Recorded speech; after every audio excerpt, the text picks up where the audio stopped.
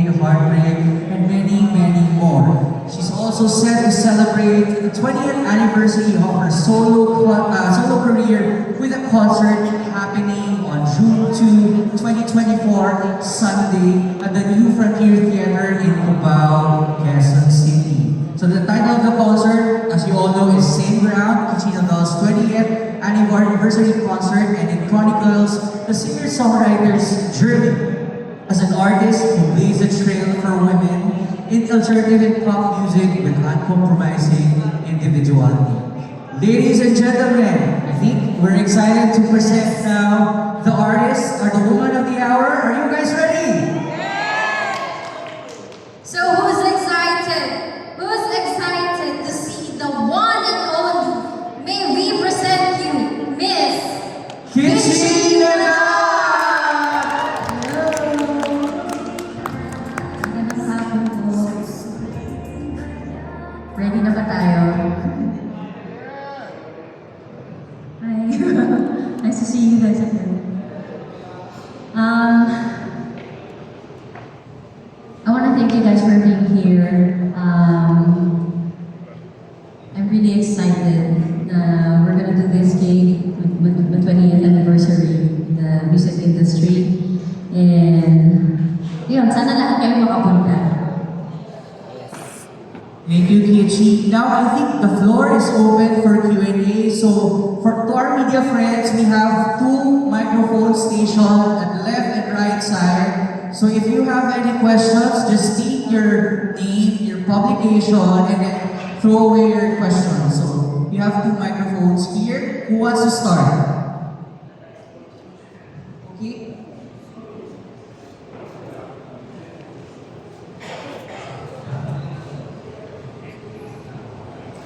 Hello, good afternoon po. Good afternoon. Miss Mars from Metro Manila Society. And congratulations on your upcoming 20th anniversary show.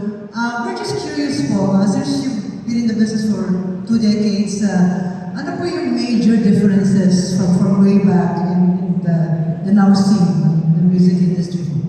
What's your comment? Malaki rin yung difference niya. First of all, mas ngayon yung mga the way we sell our songs or the way we promote our songs, lahat mga digital na rin. And my generation, para mas lagi yung, if you want to, siguro yung way to be successful, or I guess, mas important yung nagiging ka. Pero napansin ko ngayon, mas marami na yung ways to promote your album, like yung mga digital na, like Spotify, YouTube. But if you would like redo your career, before ulitin niyo po yun, would you apply the new technology now? Gusto niyo pa rin yung style ng Masasabi ko both. Kasi for example, me, I'm based now in Spain. In a way, it helps me. Kasi since now every internet is very helpful for us musicians now to promote our songs.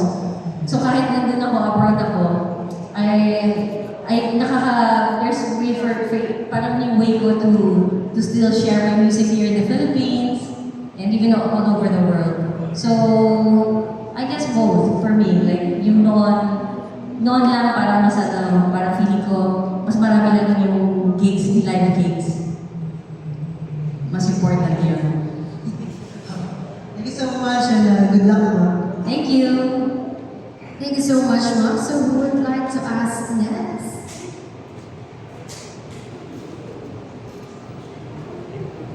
Anyone who would like to ask anything, Kichi?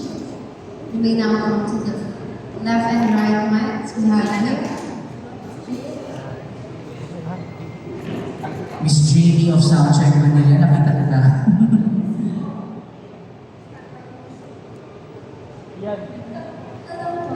Hello, I'm Jasmine from Manila.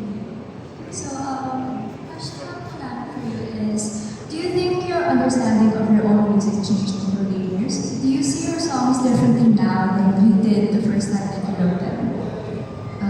Can you read that? I'm sorry, I can't hear you. Sorry, bro.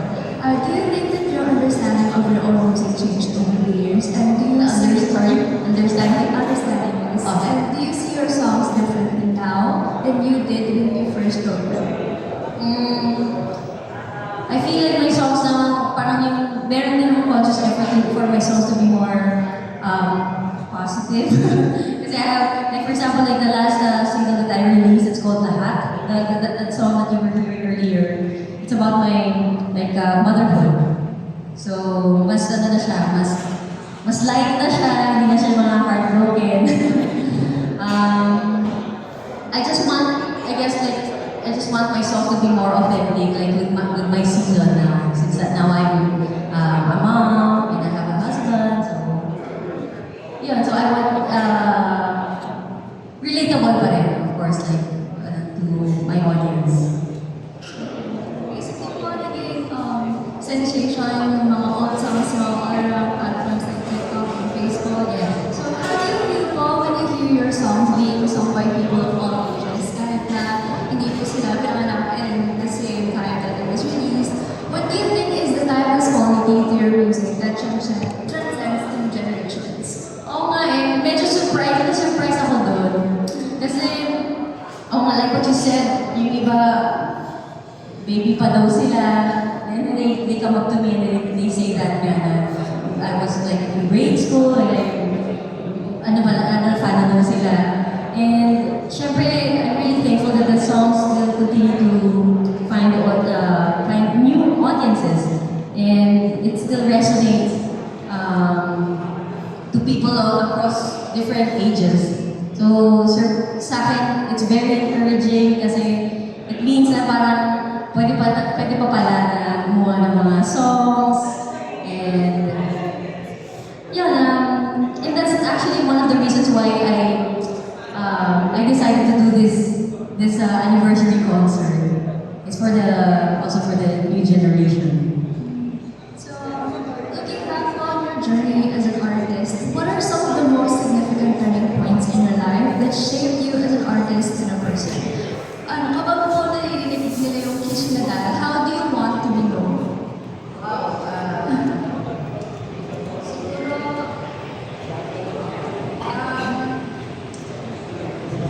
I would like to think na siguro I'm one of those artists, like female artists na nag-start maging how do you say that? Kasi during my time, konti lang kami ng mga female artists. So I feel like parang kami nila Barbie, parang naka-help kami in a way for the younger generation na kung sino yung mga may ambition na maging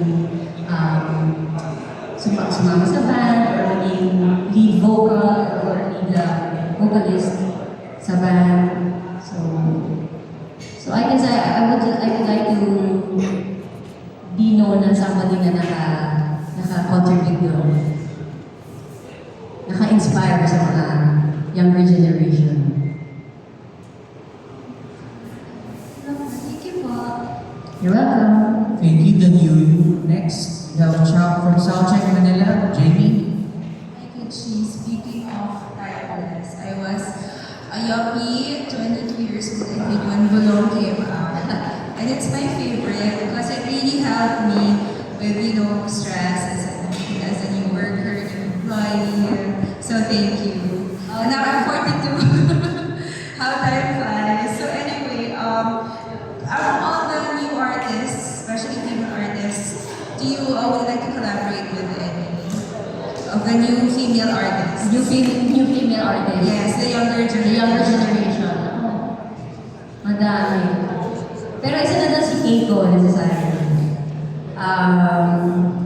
Sino pa ba? Pero, ba't kailangan ba, no? Female?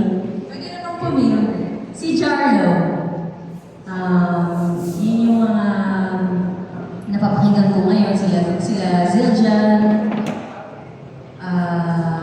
Muni Muni,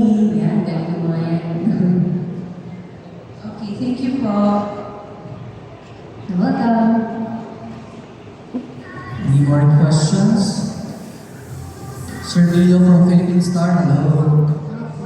Hello. Congrats sa University. Raymond Marasiga, recently said na ngayon daw yung golden age ng OPM. So, magaling ka ba? Pwede. Pwede ako mag-agree doon. Kasi, natutuwa din ako kasi madaming mga artists na,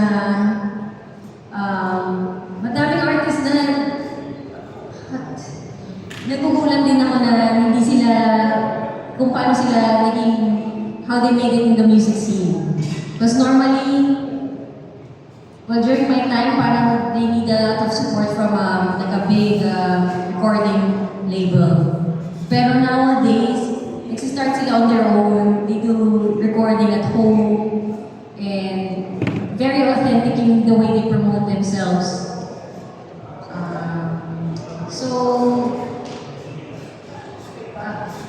I think, siguro lang inassume ko lang po ito yung sinasabi ni Raymond Marasigan kasi ngayon nagpo-prosper yung music scene. All types of music lumalabas. So, hindi na yung parang noon na parang may certain type of sound. So nowadays, parang iba't-iba yung sound yung mga lumalabas. Tapos may kanya-kanya silang fan base. And they get a lot of support also from major labels. And I see a lot of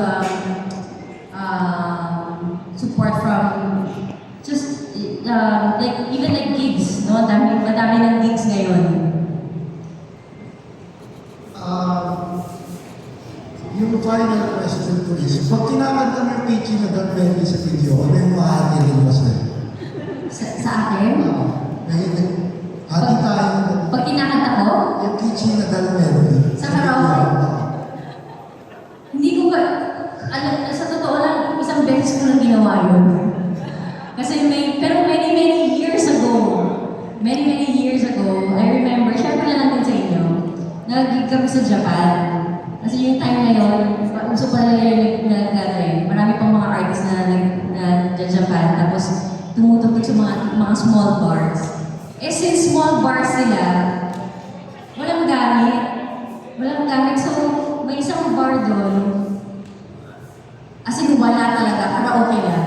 So, ginawa nila, they had to look for my song sa karaoke, and then yun yung pinanta ko.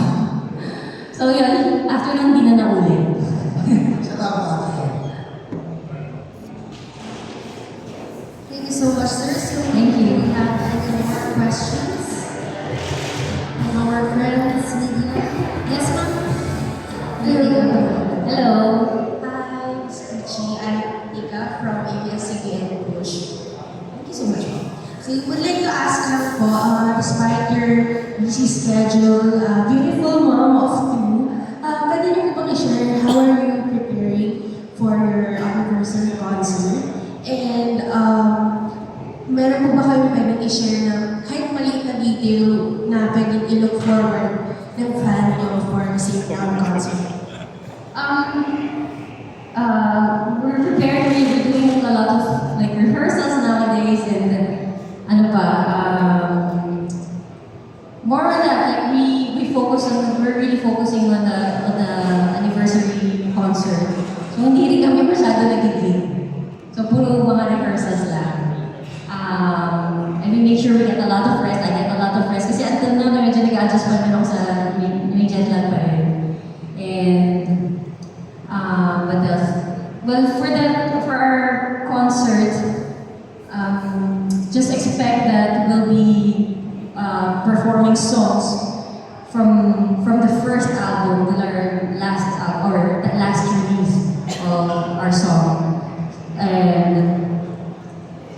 I'll be sharing the stage with my mga kaibigan ko sa music industry. Yung iba sa kanila, may mga kabatch ko, may iba naman din yung mga new generation. So, sabihin ko ba kung sino? Like sila Barbie, yan, hindi na yung surprise. Kasi everybody knows naman na she's a good friend of mine. And ako sila Aya, Hannah, Asel, Luigi. And of course, si Monty ng Mayonnaise. Last question na lang po. would you give to mga gusto po magsimula na artists like the same genre as yours and the same songs like yours? Sa akin, just to make the most out of what's available, like the internet. Sobrang useful yan para ma-promote, even to learn music, to record, and to promote. So, internet talaga is very helpful. It's a very powerful tool to make music, to share. Thank you so much for congratulations. Thank you. Thank you so much from ABS-CBN. Now, do you have any more questions? Hello! Long time no see. Like kanina you mentioned mga young names, mga young musicians na you admire these days. Could you tell us naman about, and then at the same time, 2023, you also jammed with Zil in a Rolling Gummy Bed. So, ano pa yung mga, this time, I'm curious naman ano yung mga songs nila na pinaka nagre-resonate sa'yo and why? Meron, sa akin nag-resonate sa akin si Zil talaga. Kasi yung music niya parang, for some reason may naririnig akong parang yung time namin. In fact, parang naalala ko siya na parang River Maya times. Na may, feeling ko lang parang, sa akin parang merong River Maya na Radiohead sound. Tapos, pero mas modern. Tapos, meron din akong favorite. Basta gusto ko yung mga songs niya. Wala na ako, sa ngayon hindi ko maalala yung mga title kasi pag nakikinig ako sa kanya, pinapakinggan ko lang lahat. Yes, siya talaga yung parang nakita ko na kumwari, kumuha ko ng album, tapos nagsisimula pa lang ako. Parang nakikita ko sarili ko sa kanya. Yun. Sa music niya. Thank you. Thank you. Thank you, Sir Chris Ramos. Next, we still have more media friends who would like to ask questions. You have 2 microphones, left and right. Ayun si Sir Joey of Paul. 20 years is not a joke for what you did, for sure. I'm curious, sa 20 years na yun, given record label executives, managers, everyone around you, what's the piece of advice that you're glad you never followed?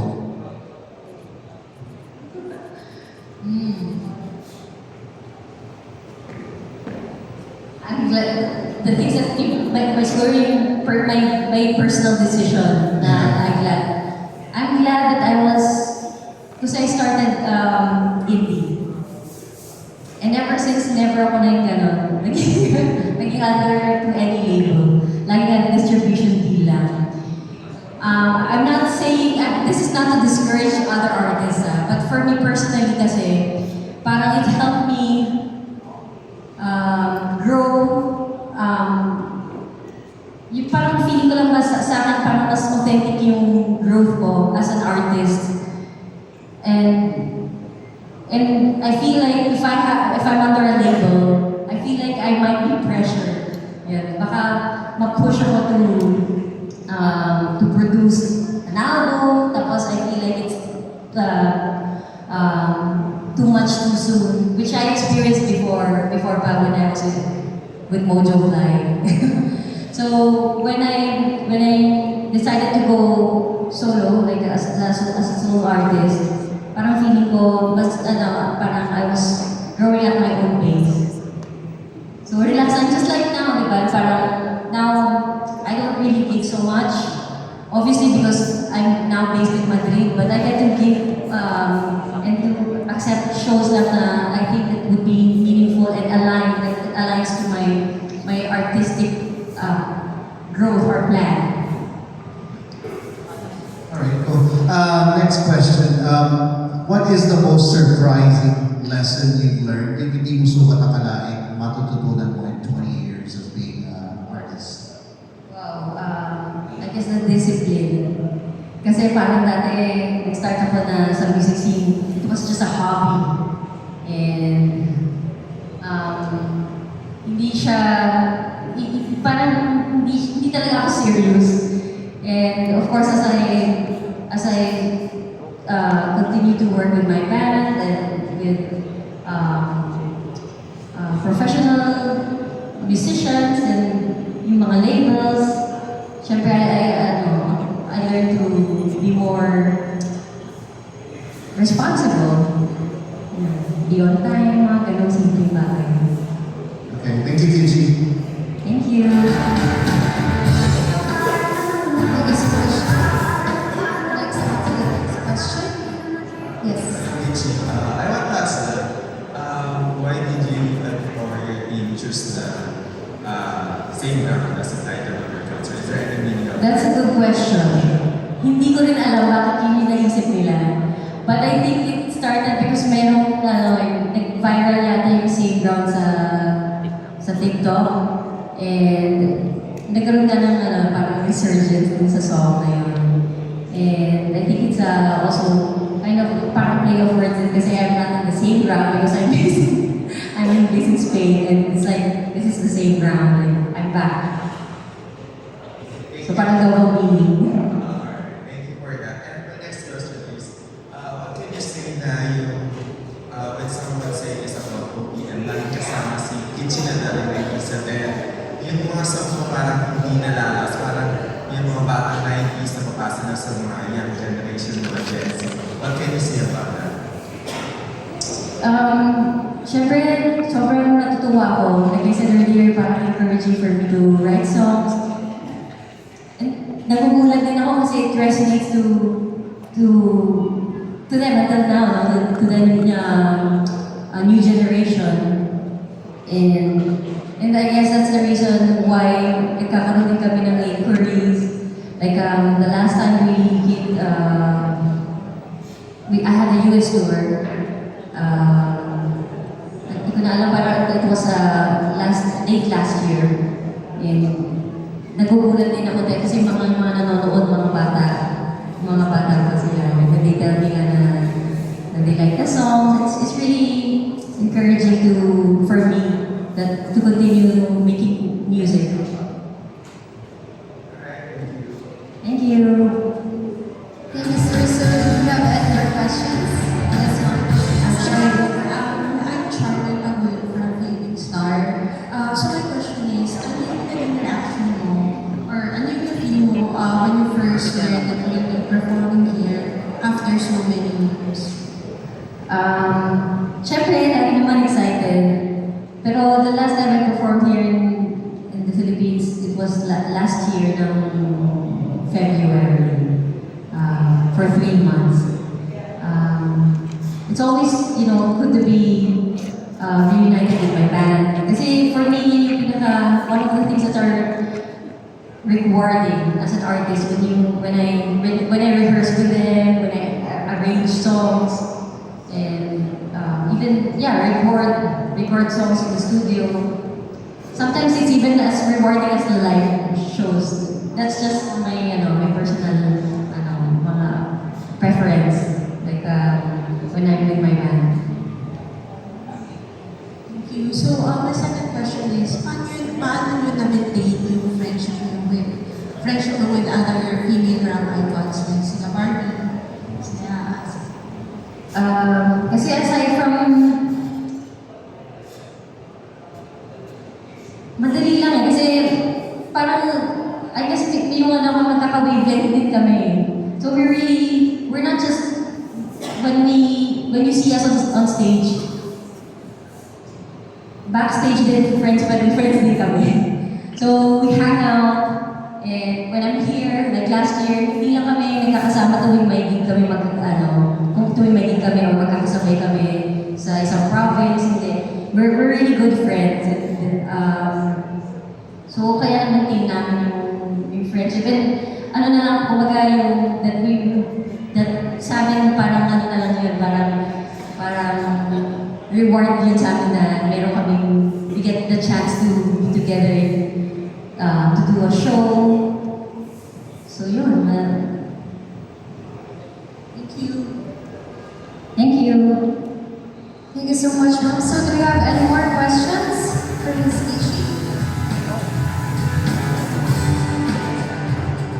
Hello, good afternoon, Ms. Kichi. Good afternoon. MJ from Modern Journalists. Congratulations first sa 20th anniversary. So ma'am, since we're into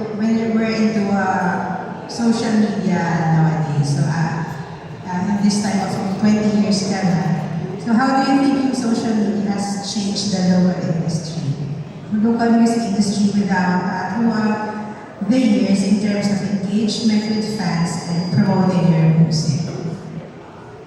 Sorry, I can't hear you. Sorry, ulit. Okay. So how do you think social media has changed the local music industry throughout the years in terms of engagement with fans and promoting your music? It has changed a lot kasi nga everybody knows may access na sa internet.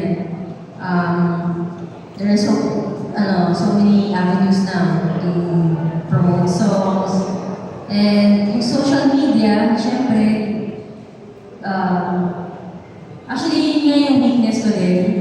I'm not so into the social media. Minsan lang ako talaga mag-post. But I guess iba-iba naman yung mga strategies, I guess, ng bawat isang artist. But for me, kung yung mga artist na pumasipag ka sa social media, that's really an advantage. Okay, so do you still prefer yung 90s music or yung Both naman. 90s, ngayon, okay din. Parang feeling ko lang mas mabilis yung mga songs ngayon. Like, pag may sumisikat, nawawala agad. Madaming mga songs, which is also, I guess, yung mga tao, okay din, parang marami silang mga choices. And dati kasi naalala ko parang nabulan ko pa yun pag may genre. May hip-hop, may metal, may rock. Nabutan ko pa yun eh. Pero ngayon talaga parang pandaming mga fusion na iba-iba ng music, type of music. Which is for me, like, it's nice. Because even in Spain, sa Europe din kasi parang the same din nakikita ko iba't ibang music ang lumalabas. I find it exciting as a listener. Thank you, ma'am. Thank you. Thank you, Ms. MJ. So, do you have any more questions left? May go ahead, sir. Kichi, Hi. hello. Kichi, what do you do in Spain? Are you a musician there? Sorry. What do you do in Spain? Are you also a musician? I'm a full-time mom. And then I dedicate my time also as an artist. I dedicate more time to songwriting and recording. So mapapalitan ko siguro na for this year I'll be doing collaborative work with different artists. So yun yung ko ngayon, yun yung goal ko ngayon. So you'll be more active in recording songs? Yeah, new songs talaga. I want to release more songs or even an album. How do you think you'll change musically? How I've changed? Number one, mas masasaya na yung mga songs ngayon. Iba na kasi inspiration ko yung mga anak ko. Of course, my husband. And yeah, and also, yung inspiration ko din yung music na napapakinggan ko sa Spain. Medyo mas modern din, I guess. So lalabas siya, your life in Spain would reflect. I think so. Yeah, of course. Kasi nga yung goal ko din na I want my songs to be relatable but also like authentic na gusto ko yung galing talaga sa akin dahil sa experience ko. Yun pa rin, parang I want my songs to be authentic na come comes from a lesson that I learned or my experience. Ito ba mga hits mo sa concert will have new arrangements or the arrangement will come to life? Pwede bang surprise? Hindi, sa tingin ko yung audience, they would love to hear the original arrangement. And we'll try to do that. Kasi as the years go by, talagang yung songs talaga mahirap na hindi mag-evolve. So, ang dami nila din nadaanan na arrangement. And we'll try to stick to the original. With the exception of Pag-ibig Ba Niya Ako Hangin, I don't know you as someone who does a lot of cover songs, if at all. Will you include covers in same ground? We will do. Newer songs?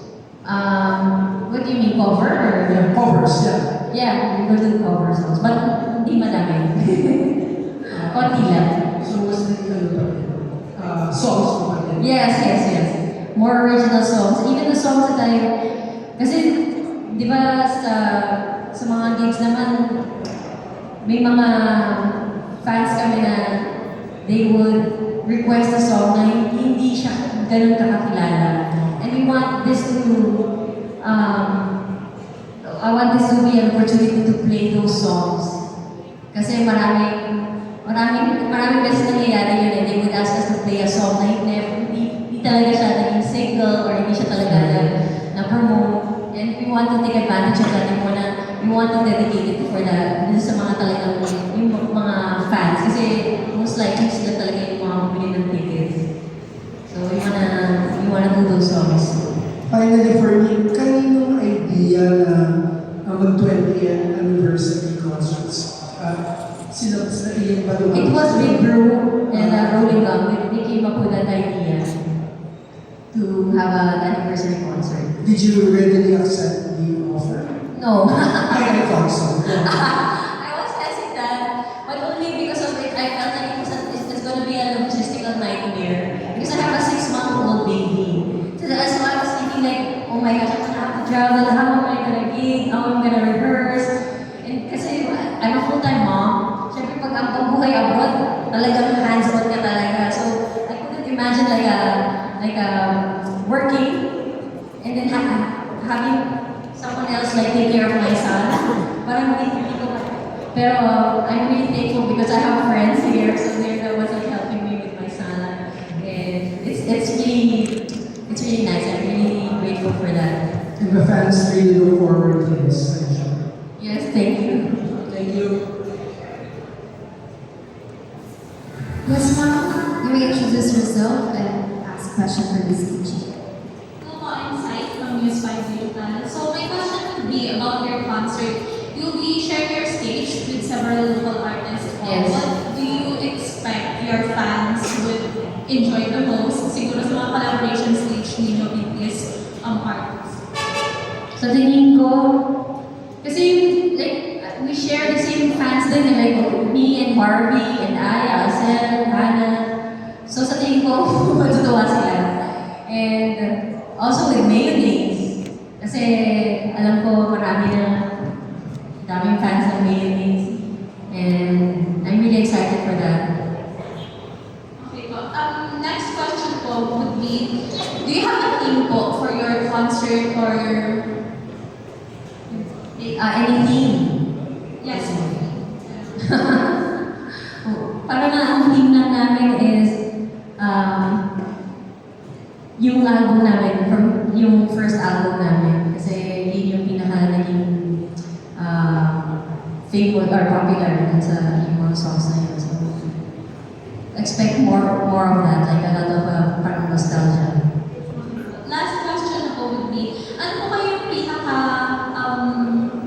sa tingin niyo magiging highlight for this anniversary concert na talagang dapat abangan ng mga fans at dapat talagang makita nila? Sana abangan nila yung new song namin na release. And abangan din nila yung mga, especially yung mga fans na lagi request ng mga hindi kilala na songs. Na I'm really yung hindi namin natutugtog pag nire-request nila. Okay, thank you po. Thank you.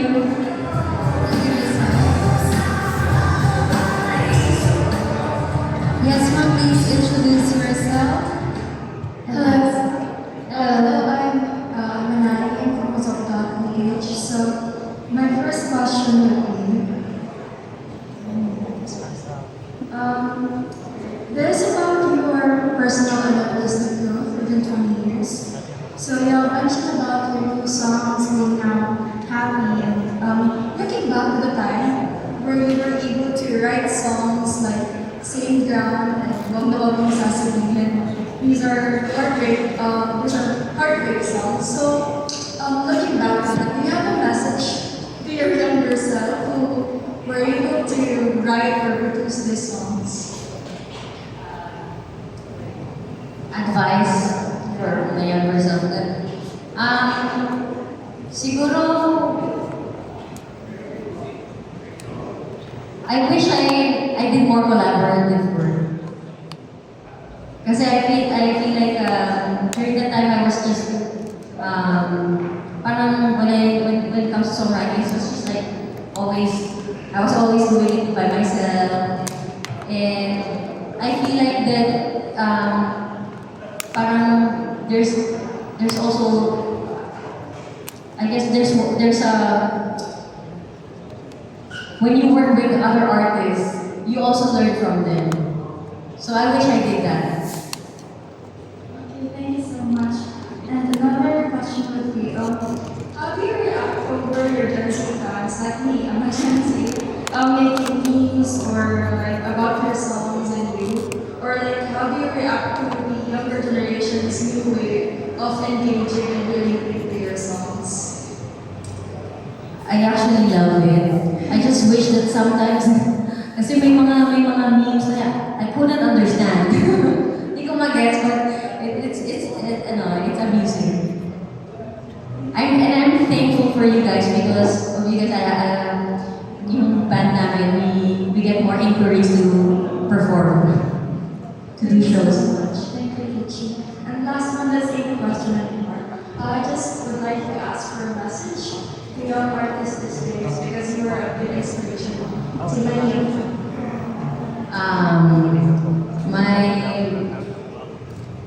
My message to the younger generation, just keep playing and enjoy it while you can before getting married and having kids. Thank you so much. Thank you. Thank you, ma'am. So we have one more question left. To any one of you who wants to ask Kichi, please approach the mic. We have one more question. We have one more. Ako naman yung may question. Manonood ba kayo? Yay! I think since wala lang question, how about invite everyone to watch your concert this June 2? Again, I hope that you guys can come and invite your friends, your family. I forgot to mention also that for the past years, I've also written songs for like theme songs for TV series, and expect to hear those songs. Alright, thank you, Ms. Kichi Nadal, for answering the questions. And while the band is set, I'd like to acknowledge everyone who made this event possible. So, Same Ground, Kichi Nadal's 20th anniversary concert is presented by Big Brew and Rolling Gum in partnership with GNN Entertainment Productions. The event is supported by The Hotel Alabang, JB Music, Allegri